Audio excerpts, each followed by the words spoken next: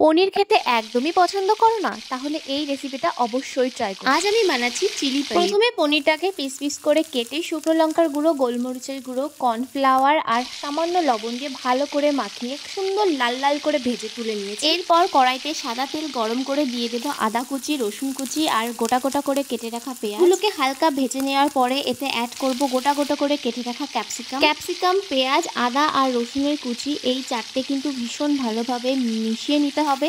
এরপর আমি দিয়ে দিচ্ছি স্বাদ মতো লবণ। তারপর আমি এগুলোকে খুব ভালোভাবে ভেজে নেব যাতে এগুলো ভীষণ ভালোভাবে সিদ্ধ হয়ে যায়। সবজিগুলো ভাজা হয়ে গেলে আমি এতে অ্যাড করব সুন্দর ক্রিস্পি করে ভেজে রাখা পনিরের টুকরোগুলো। সবগুলো নেড়ে চেড়ে ভালোভাবে মিশিয়ে নেব। একটা পাত্রের মধ্যে নিয়ে নেব জল, আর জলের মধ্যে soya sauce, chilli sauce, tomato sauce ভালো করে গুলে মিক্স করে এই মিক্সচারটা আমি ঢেলে দেবো।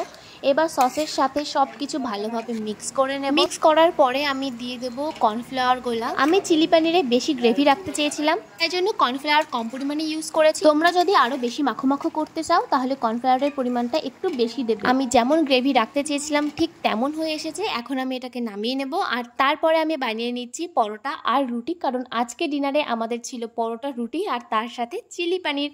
এবার এটাকে গরম গরম পরিবেশন করুন, আর যারা পনির খেতে ভালোবাসে না তাদেরকে ট্রাই করান।